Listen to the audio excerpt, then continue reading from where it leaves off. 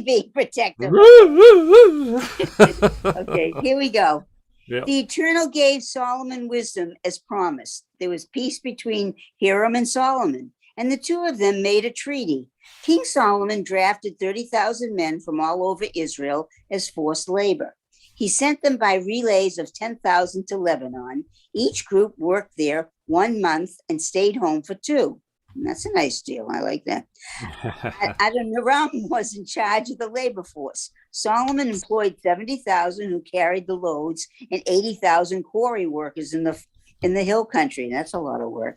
Apart from the 3,300 foremen responsible for the assigned tasks who directed the people engaged in the work. By the king's command, they cut large blocks of costly stone in order to lay the foundation of the temple with ashlar. Solomon and Hiram's builders and builders from the city of Gabal shaped them. They made ready the timber and stones for the building of the temple.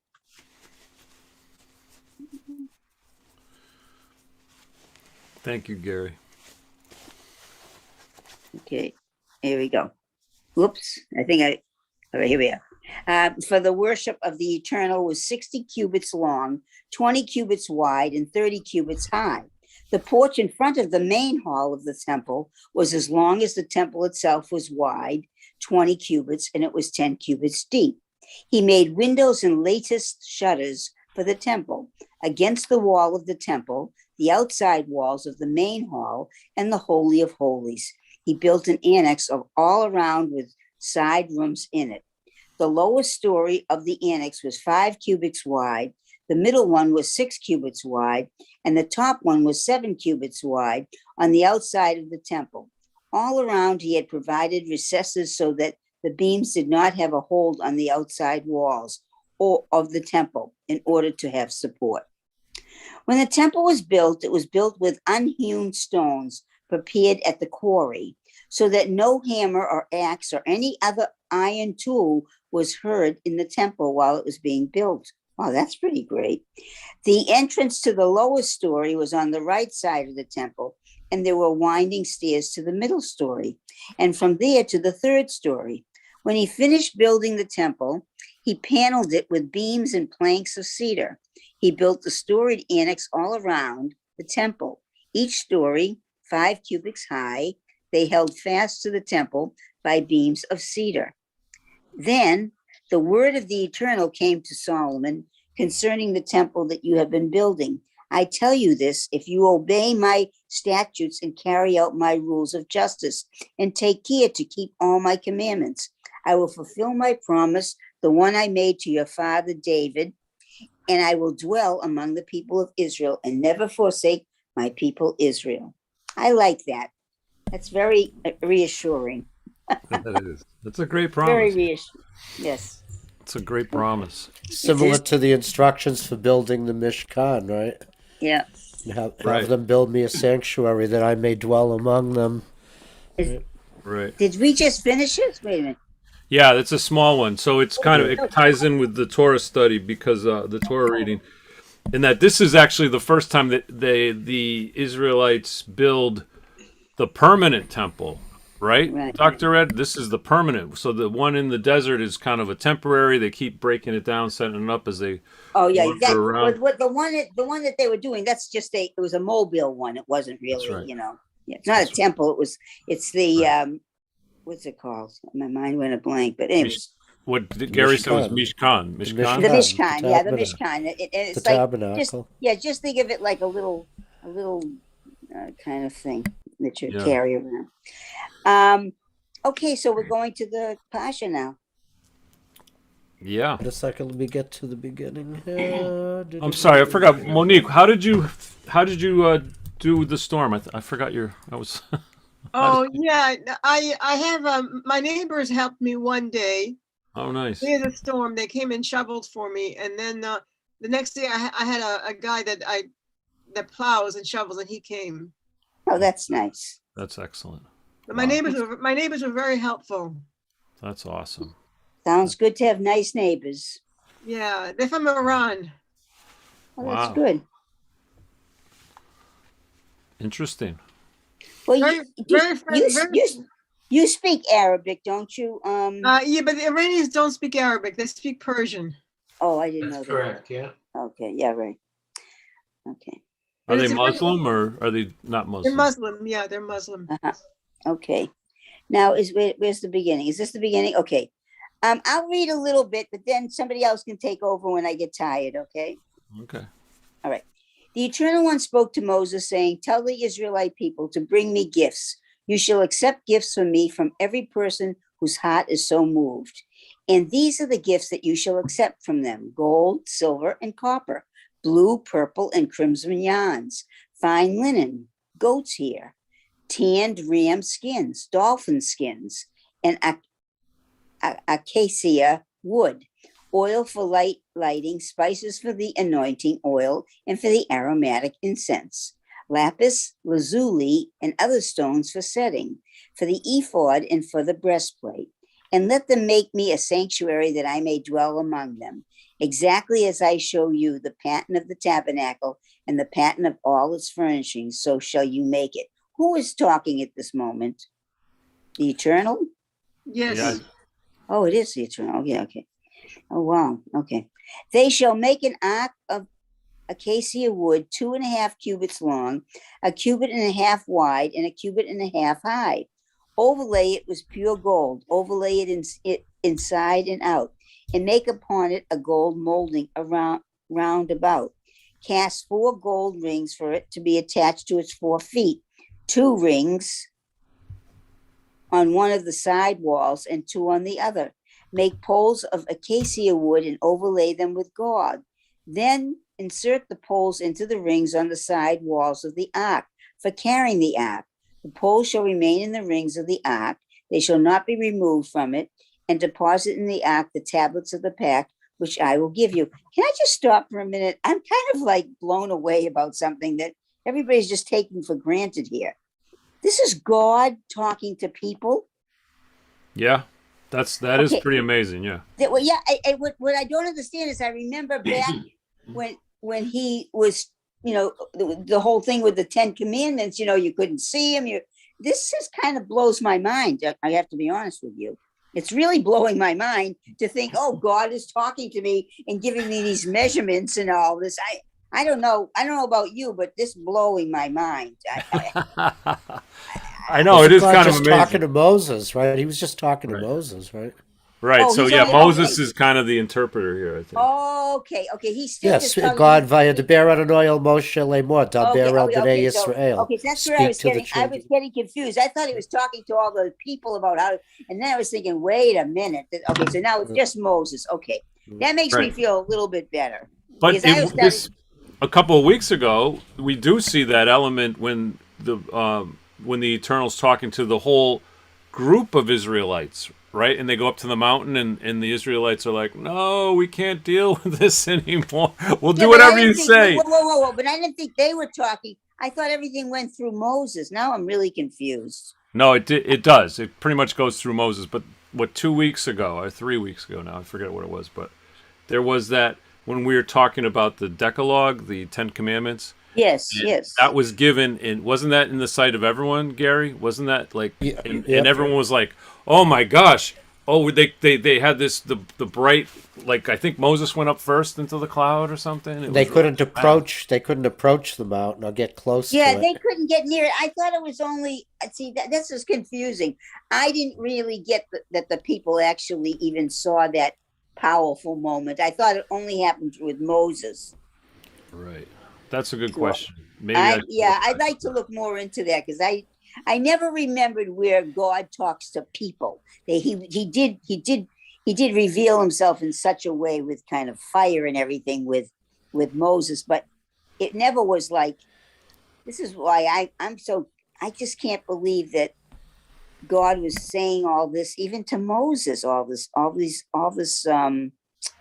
this direction of how to make all these things. I don't know. To me, this is amazing. I don't know. Yeah. Okay. So I just had to say something because it just seemed outlandish to me. Okay, I'll continue. You shall make a cover of pure gold, 2.5 cubits long and 1.5 cubits wide. Make 2 cherubim of gold, make them of hammered work at the 2 ends of the cover. Make one cherub at one end and the other cherub at the other end, or of one piece, and the cover shall you make the cherubim at its two ends. The cherubim shall have their wings spread out above, shielding the cover with their wings. They shall confront each other, the faces of the cherubim being turned toward the cover.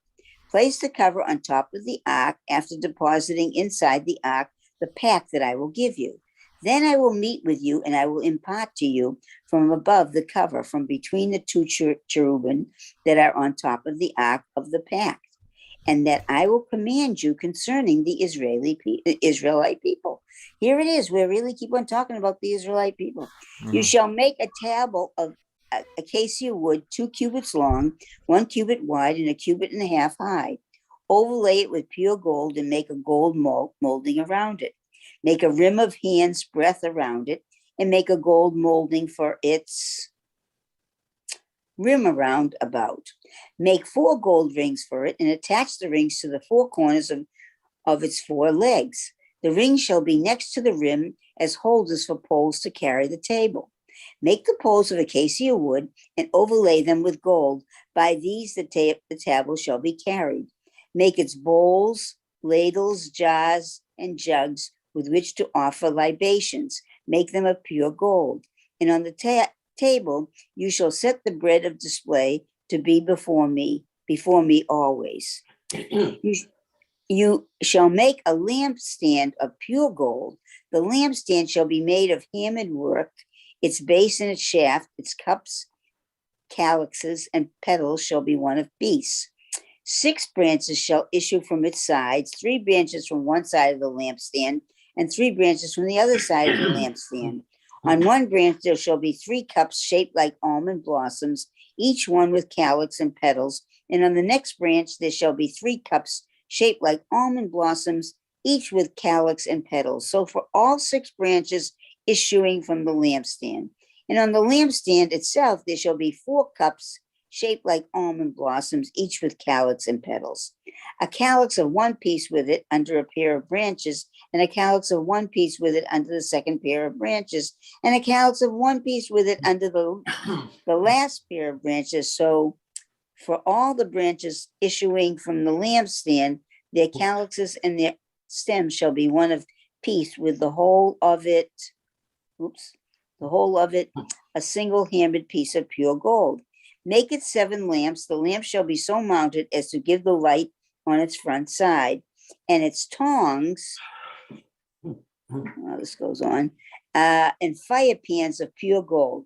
It shall be made with all these furnishings out of a talent of pure gold. Note well and follow the patterns for them that are being shown you on the mountain. Can I just stop a minute? This is a lot of stuff. Did they understand all these directions? I mean, this is a lot to remember. They didn't write things down in those days. But as you read it, though, it's like God. Well, I think we read later that when Bezalel and Oliab, who God, it said that God imparted in them the spirit and the wisdom and the workmanship. Oh, I see. What I think is incredible is how the menorah and everything has to be of one piece. Yeah, it's all got to be of one piece. Yeah, and what's really interesting is they say, I've heard this from carpenters and people, even architects and stuff, that they say things that are made the best are made with one piece where there's no joints. Did you ever hear that? Yeah, it's really interesting. Well, just like I think in the Haftarah, when we read about the building, when Solomon was building the temple, didn't it say that there couldn't be any tools or right? It's really incredible. Yeah, you can't have joints or little nails and stuff like that. Yeah, it's really interesting. And the details and the fact that it was all recorded the way it is. To make it one piece, they had to melt that all down. It's incredible. Right. How did they? No, they didn't have the fancy tools we have today. What did they use for melting gold and silver and all that? You'd have to ask Bezalel. I know. He's the guy that, And also they talk about dolphin skins. I never knew there were dolphins near Israel. I know. I remember Ed asking that last year. Where are the dolphins? Where do dolphins come from out of out of the desert? Right. That was really, I know, I never understood the dolphins. I agree with you, Monique. That was always a. What did they use for milk? I could speak heresy here, but I won't. Well, go ahead, Ed. Speak heresy. Yeah. Well, this goes for the Old and the New Testament. Here is God giving you 3 inches by 6 inches by 14 inches. And he's being absolutely clear and given direction. He's so detail oriented. Right.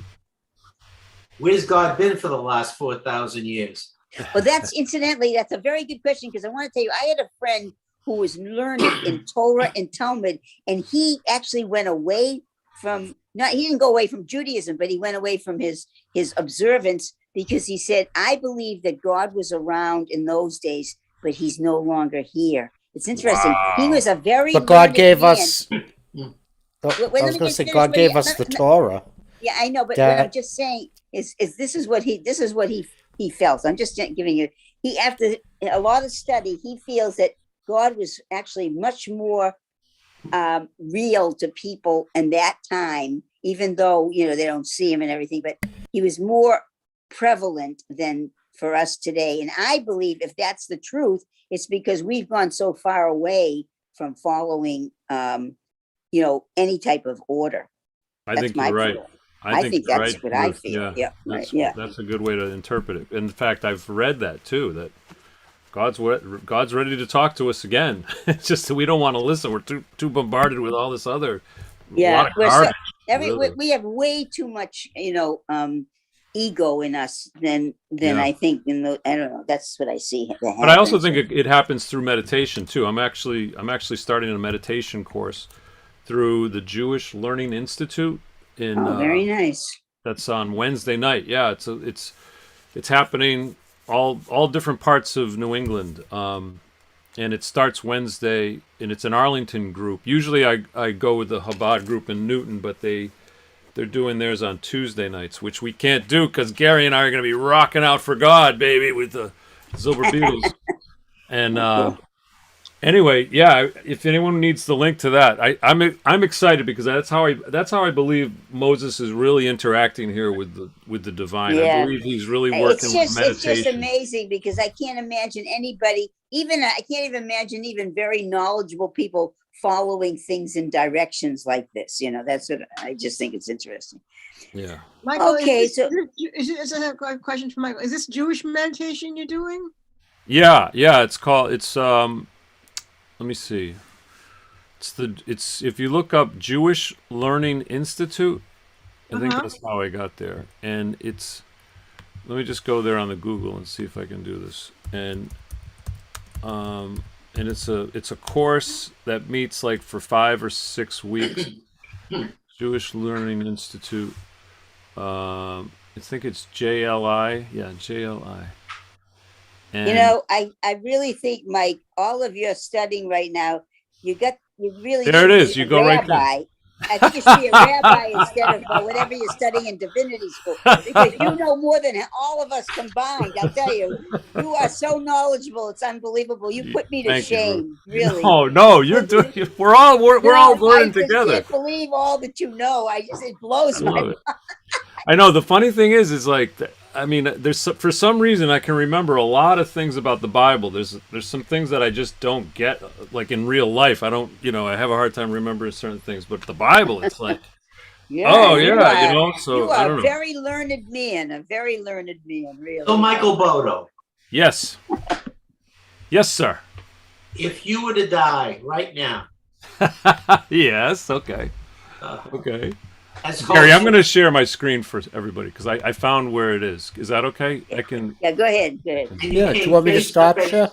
Yeah, stop share for a second, just so I can Came figure face out. to face with God. What would you ask him?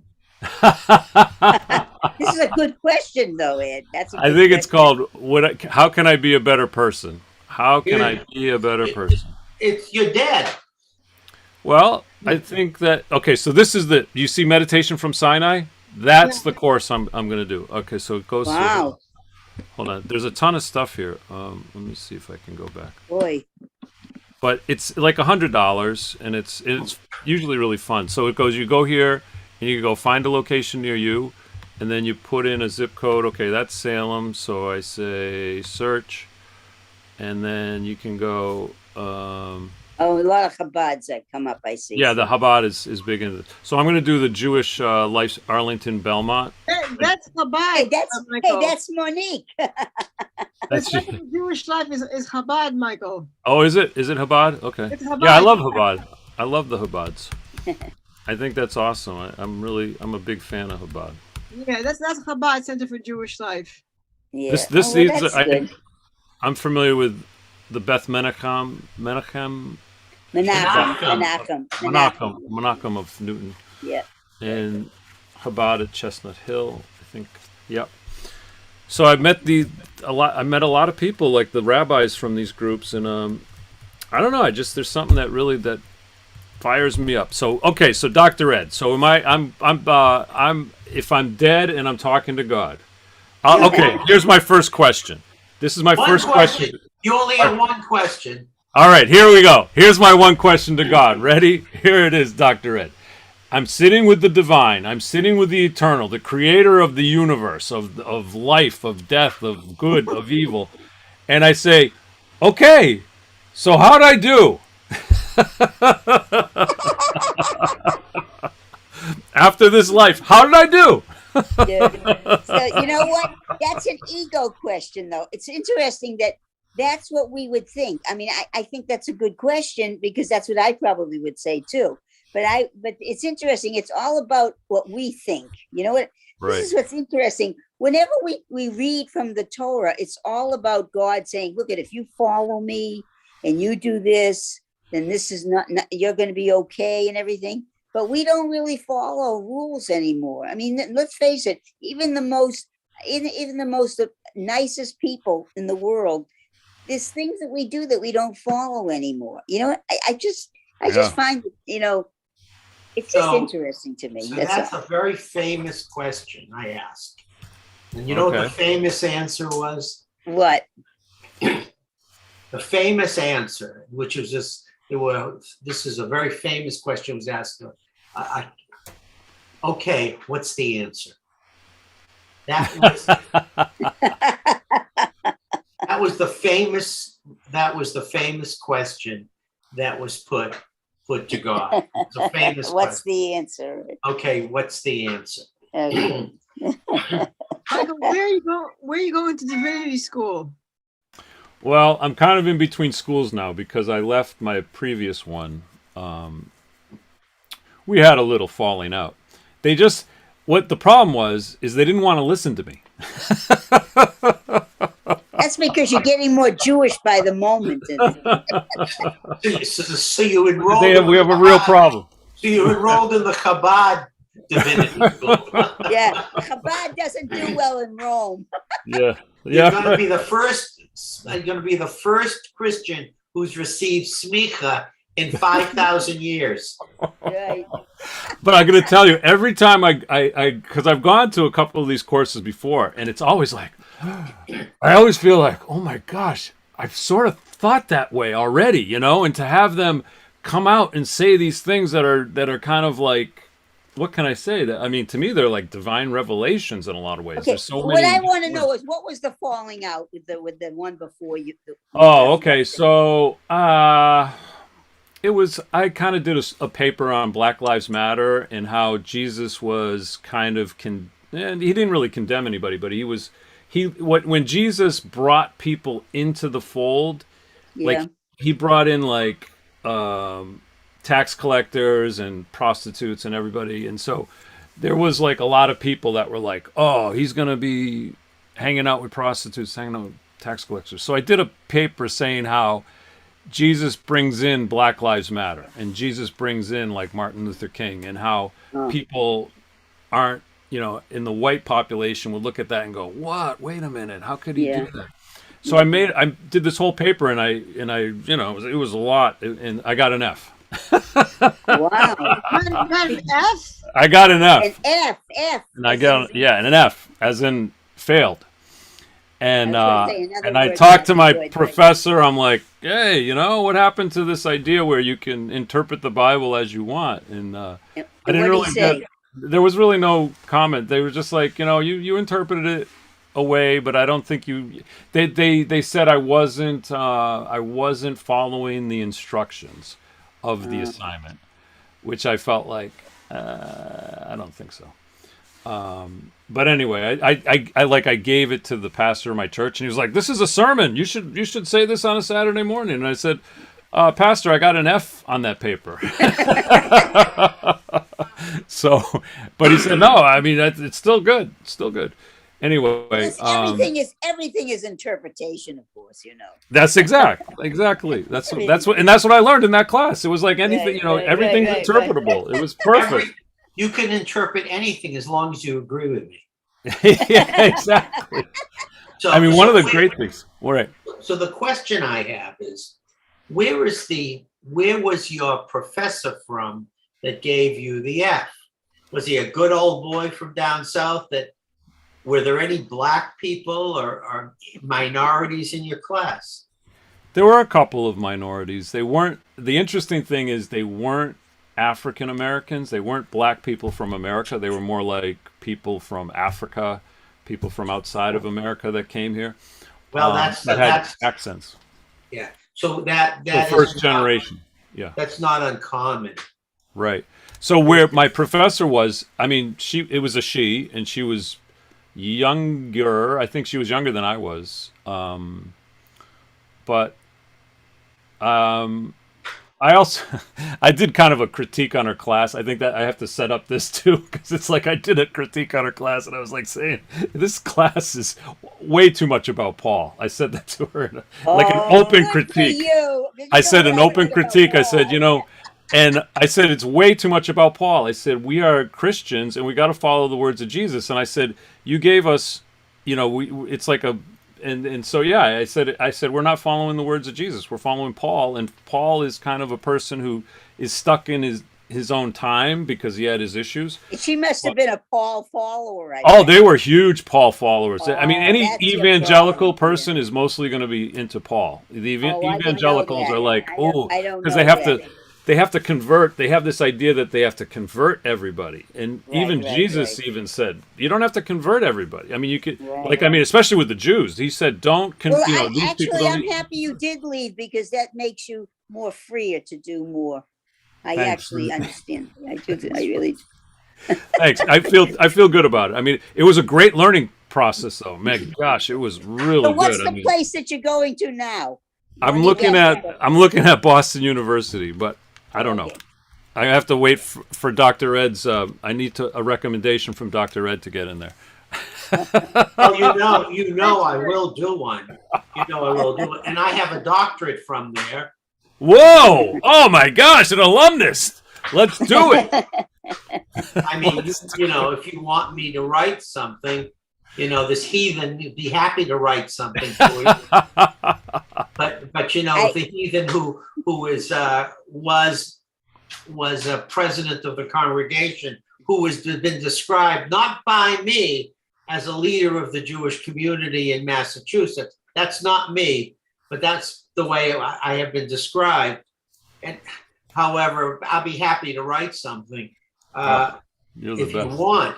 The problem with that, can you do it? Can you do this remotely and part-time? Oh, the Boston University. I mean, yeah, it's easier to go to Boston University in person, I think, than both ways. Also, I want to mention that I didn't go to Boston University, but I did go to Boston University Hillel, because they used to have one of the biggest Hillels in the 60s when I was there. Wow. And that's where I met my husband. Really? Yeah, that's where I met my husband at BU Hillel. And I was very into Israeli dancing at that time. I was actually in an Israeli dance group. I'm not going to get into that right now. But at the time, I was. Let me cue up that Psalm 150 from the Zilber Beatles. Okay, but anyway. So to make a long story short, that's where I met my husband. It was Israeli dancing at Hillel House. That's awesome, Ruth. Now I gotta go. To Boston University just to dance at the Hillel House. That's what I want to do in your honor, Ruth. So Michael Bodo, L. Ron Hubbard started a religion because he wanted to become a billionaire. Yeah. And he did. Yeah. Okay, and now Scientology, according to the rags, is falling apart. Yeah, there's a lot of Everything problems with is, yeah. Scientology today. So- A lot of problems. Yeah. So why don't we start Bodoism? It doesn't exist. It already exists. It's out there. It's all, it's like Bodoism is this. It's like learn everything you can, and you're already learning your own religion, and just everyone has their own interpretation. So And then we'll charge, though. We charge people to join. I mean, we can use the money. no, because then we don't say you're gonna burn. Well, you see, because I would never say you're gonna burn in hell if you don't follow what we say. That's what the evangelicals are. We so would good. never say that. We'd only That's say right. you would rot in hell if you don't pay, but not what we said. That's right. That's the good business side of things. Right? I do have a friend who joined the Scientology church, Oh, and he had to sign a contract. Do you know about Oh, that? I've heard about this. I've heard For about 1 million years, contract. You can get out of it. Many people have gotten out of that. No, you contract. can't get out of it. No, can't no, get out I'm of telling you. No, I look at a lot of people have gone away from Scientology. Away, but you can't get out of the contract. They threaten you. They tell you you're going to hell. You can't get out of the contract. Oh, who gives a shit on what they say? That's the way, Ruth. I'm with Ruth. Who gives a shit? But you Nobody's have ever it. going to tell me that I can't get away. I can't. That's not freedom anymore. Yeah. I you live signed the contract, You signed the contract. All right, let's continue with Torah. Let's Torah. continue with Torah. I'm going to read this last paragraph, and then I'm going to let somebody continue at 7. I'm excellent. going to read 26.1. Okay. Thank you. As for the tabernacle, make it of 10 strips of cloth. Make these of fine twisted linens of blue, purple, and crimson yarns with a design of cherubim worked into them. The length of each cloth shall be 28 cubits, and the width of each cloth shall be 4 cubits, all the cloths to have the same measurements. 5 of the cloths shall be joined to one another, and the other 5 cloths shall be joined to one another. Make loops of blue wood on the edge of the outermost cloth of the one set, and do likewise on the edge of the outermost cloth of the other set. Make 50 loops on the one cloth and 50 loops on the edge of the end cloth of the other set, the loops to be opposite one another, and make 50 gold clasps and a couple the cloths to one another with the clasp, so that the tabernacle becomes one whole. Boy, there's really a big thing about whole here. I get that. Okay, I'll let somebody else continue. I'll read. All Okay, right. Good. It's 27. 7. Yeah. You shall 7. then make cloths of goat's hair for a tent over the tabernacle. Make the cloth 11 in number. The length of each cloth shall be 30 cubits, and the width of each cloth shall be 4 cubits. The 11 cloths to have the same measurements. Join 5 of the cloths by themselves, and the other 6 cloths by themselves, and fold over the 6th cloth at the front of the tent. Make 50 loops on the edge of the outermost cloth of the one set, and 50 loops on the edge of the cloth of the other set. Make 50 copper clasps and fit the clasps to the loops, and couple the tent together so that it becomes one whole. As for the overlapping excess of the cloths of the tent, the extra half cloth shall overlap the back of the tabernacle, while the extra cubit at either end of each length of tent cloth shall hang down to the bottom of the 2 sides of the tabernacle on coverage. And make for the tent a covering of tanned ram skins and a covering of dolphin skins above. You shall make the planks for the tabernacle of acacia wood upright. The length of each plank shall be 10 cubits, and the width of each plank a cubit and a half. Each plank shall have 2 tenons parallel to each other. Do the same with all the planks of the tabernacle. Of the planks of the tabernacle, make 20 planks on the south side, making 40 silver sockets under the 20 planks, 2 sockets under the one plank for its 2 tenons, and 2 sockets under each following plank for its 2 tenons. And for the other side wall of the tabernacle, on the north side, 20 planks, with their 40 silver sockets, 2 sockets under the one plank, and 2 sockets under the following plank, And for the rear of the tabernacle to the west, make 6 planks, and make 2 planks for the corners of the tabernacle at the rear. They shall match at the bottom and terminate alike at the top inside one ring. Thus shall it be with both of them. They shall form the 2 corners. Thus there shall be 8 planks with their sockets of silver, 16 sockets, 2 sockets under the first plank, and 2 sockets under each of the other planks. You shall make bars of acacia wood, 5 for the planks on the one side wall of the tabernacle, 5 bars for the planks on the other side of the tabernacle, and 5 bars for the planks of the wall of the tabernacle at the rear to the west. The center bar halfway up the planks shall run from end to end. Overlay the planks with gold and make their rings of gold as holders for the bars, and overlay the bars with gold.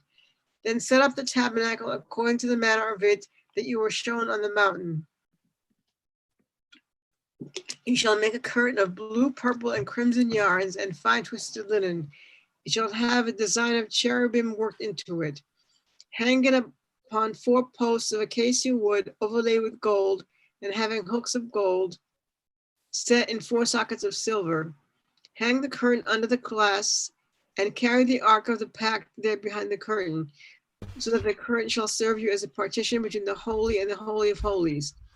Place the cover upon the ark of the pact in the holy of holies. Place the table outside the curtain and the lampstand by the south wall of the tabernacle opposite the table, which is to be placed by the north wall. You shall make a screen for the entrance of the tent of blue, purple, and crimson yarns and fine twisted linen done in embroidery. Make 5 posts of acacia wood for the screen and overlay them with gold, their hooks being of gold, and cast them for them 5 sockets of copper. You shall make the altar of acacia wood, 5 cubits long and 5 cubits wide. The altar is to be square and 3 cubits high. Make its horns in the 4 corners, the horns to be of one piece with it, and overlay it with copper. Make the pails for removing its ashes as well as its scrapers, basins, flesh hooks, and fire pans. Make all its utensils of copper. Make for it a grating of mesh working copper, and on the mesh make 4 copper rings at its 4 corners. Set the mesh below under the ledge of the altar, so that it extends to the middle of the altar, and make poles for the altar, poles of acacia wood, and overlay them with copper. The poles shall be inserted into the rings, so that the poles remain on the 2 sides of the altar when it is carried. Make it hollow of boards, as you were shown in the mountain, so shall they be made. You shall make an enclosure.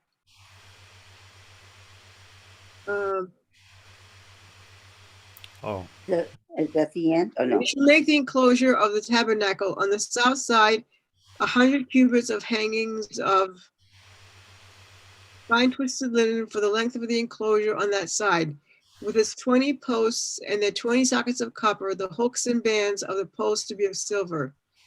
Again, 100 cubits of hangings for its length along the north side, with its 20 posts and the 20 sockets of copper, the hooks and bands of the posts to be of silver.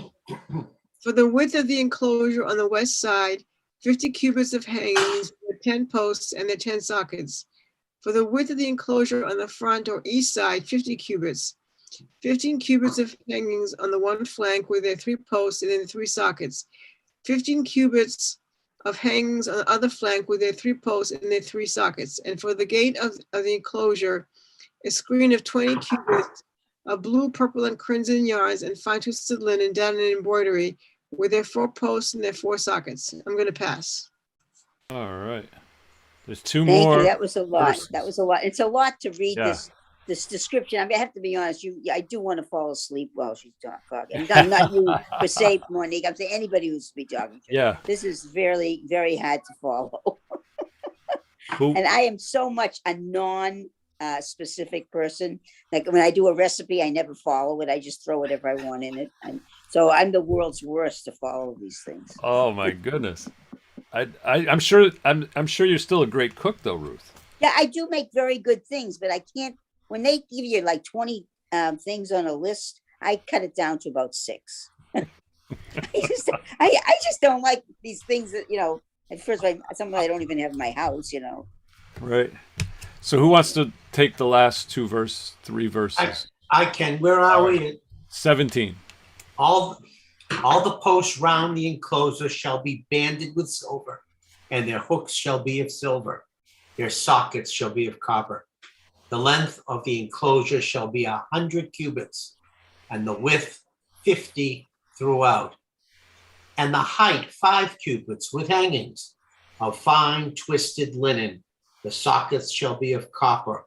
All the utensils of the tabernacle for all its service, as well as all its pegs, and all the pegs of the court shall be of copper. Hallelujah. We got through it. Oh my God, we're at the end. I'm so grateful.